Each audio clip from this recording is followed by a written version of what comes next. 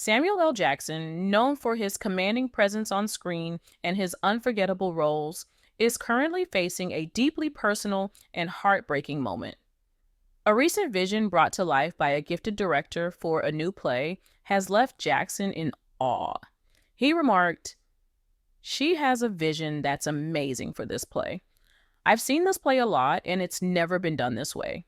She's the first person to approach it from this unique perspective."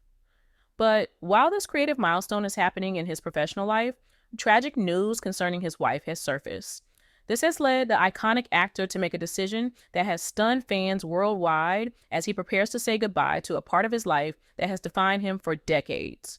This moment showcases the depth of Jackson's love and commitment to his family, leaving many to wonder what could make one of Hollywood's most enduring stars step away from the career he's built over decades.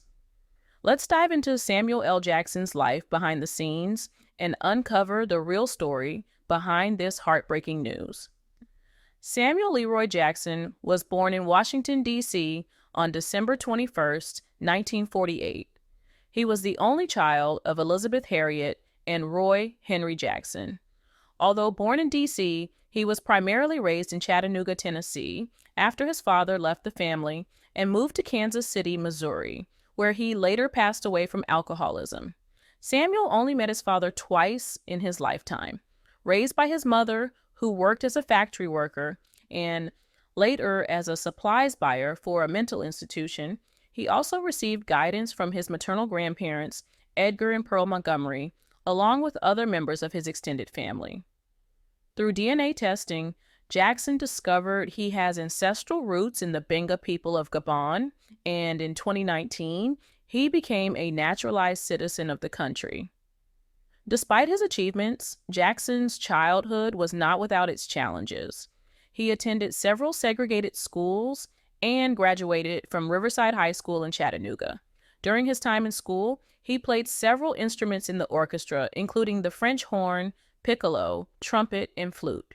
However, as a child, he developed a stutter, a struggle that followed him into adulthood.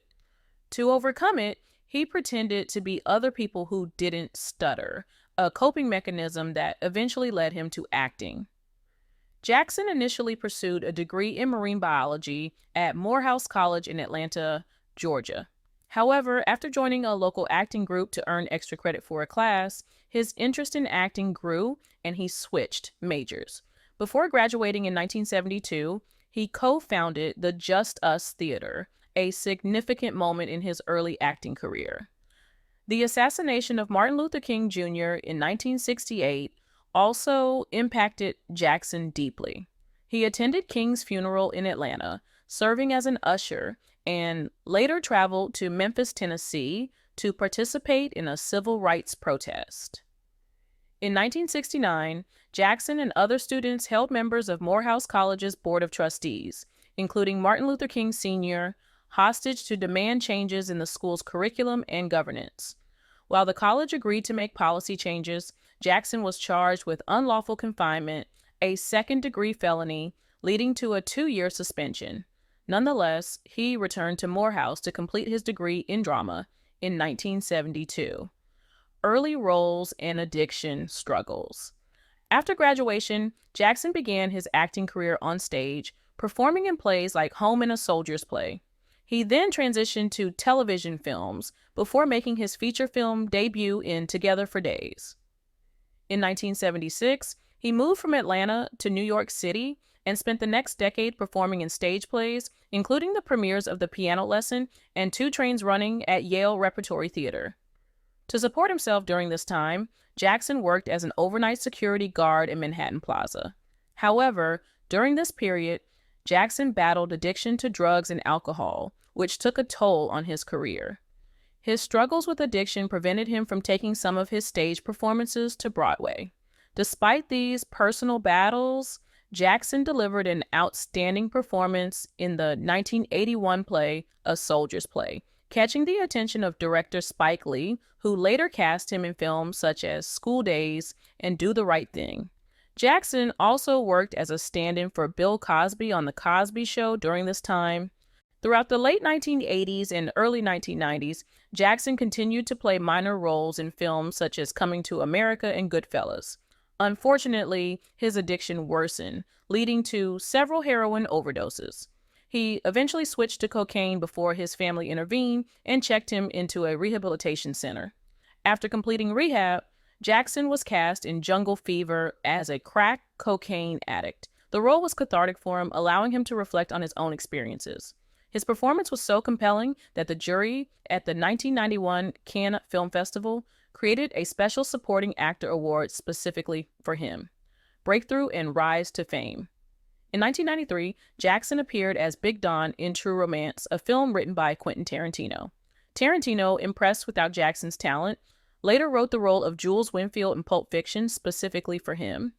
Jackson was overwhelmed by the opportunity, remarking, "To know that somebody had written something like Jules for me, I was overwhelmed, thankful, and arrogant, a whole combination of things." Pulp Fiction became a massive success and earned Jackson international recognition. Critics lauded his performance, with Entertainment Weekly noting that Jackson reigned supreme in the film, despite sharing the screen with stars like John Travolta and Bruce Willis. Following Pulp Fiction, Jackson starred in Die Hard with a Vengeance alongside Bruce Willis and A Time to Kill, in which he portrayed a father on trial for killing two men who assaulted his daughter. These roles solidified Jackson as a box office star, and he continued to land major roles in films like The Negotiator, Deep Blue Sea, and Star Wars Episode I: The Phantom Menace, where he portrayed Jedi Master Mace Windu. Personal life and marriage. During his time at Morehouse College, Jackson met LaTanya Richardson, a student at Spelman College. The two began dating in 1970, and despite their different interests, were both involved in the Morehouse Spelman Players, participating in plays and shows together. After dating for 10 years, they got married in 1980 and welcomed their daughter, Zoe, in 1982. Family life was important to Jackson, especially because of his own absent father. However, balancing his career, family, and addiction proved challenging. In the summer of 1990, after a night of partying, Jackson's wife found him passed out on the floor with drugs in his hand. This was the breaking point for her, and she made the decision to admit him to a rehabilitation center. Jackson successfully completed the program, and the couple has since celebrated over 40 years of marriage. Philanthropy and legacy. Both Samuel and LaTanya are known for their philanthropy, supporting causes like voting rights and civil rights. Jackson is also an avid sports fan, supporting teams such as the Toronto Raptors, Liverpool FC, and Bohemian FC. He actively campaigned for Barack Obama during the 2008 Democratic primary and has voiced his opinions on various political issues, including his criticism of Supreme Court Justice Clarence Thomas. Jackson's career has spanned decades, with roles in films that have become cultural touchstones. His legacy as one of Hollywood's most talented and enduring stars continues to be celebrated, even as he faces personal challenges off-screen. To call Samuel L. Jackson a successful actor would be the understatement of the century, as the Oscar-nominated, age-defying celeb is officially the most bankable star working in Hollywood. Jackson, who turned 71 in December 2019, has appeared in more than 120 feature films over the course of his remarkable career. Combined, they've generated over $13 billion at the worldwide box office, more than any other actor in history, according to a Box Office Mojo study via The Hollywood Reporter. In late 2018, Applied Network Science determined that Jackson was the most influential actor of all time after it developed an algorithm that measures a person's impact on pop culture. And he only strengthened his claim on the crown the following year when he featured in superhero juggernauts Captain Marvel, Avengers Endgame, and Spider-Man: Far From Home. Jackson has become the undisputed king of the box office and a true living legend in Tinseltown, which is quite incredible when you consider everything that he's had to endure in his personal life. Samuel L. Jackson was raised by his maternal aunt and grandparents in Chattanooga, Tennessee. His mother relocated to Washington, D.C. for work, though she made regular trips home to see her son.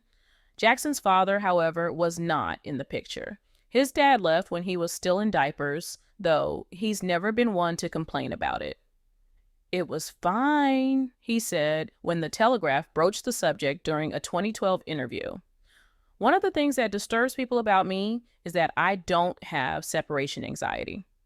Speaking to The Guardian 3 years earlier, Jackson revealed that he only saw his father, who would go on to die of alcoholism, on 2 occasions. He remembers seeing his dad only once as a child, and the second time they came face to face was when Jackson's daughter, Zoe, was 6 months old.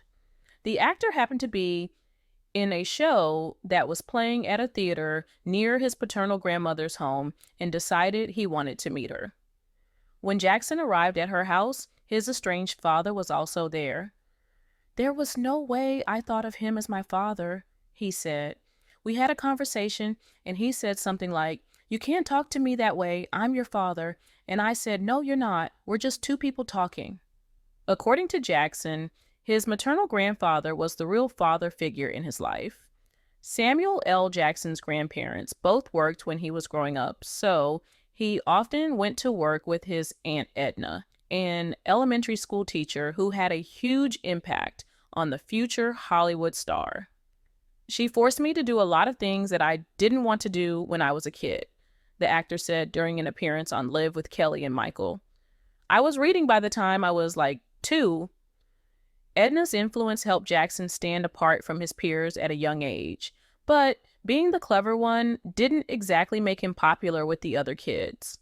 He was so advanced for his age that he often got himself into trouble by outsmarting the older students from the back of his aunt's classroom. When a kid couldn't answer a question in her class, she would go, "Sam and I would answer the question, and then I would have to fight all lunchtime because all the fourth graders would go, 'Oh, you think you're smart,'" he recalled. "So I was a good fighter and a smart kid." Jackson also revealed that it was his aunt who sparked his interest in acting. In fact, Edna could claim to have cast Samuel L. Jackson in his very first role. She was a performing arts teacher and never had enough boys for the part, so she would get me to perform, he told The Guardian.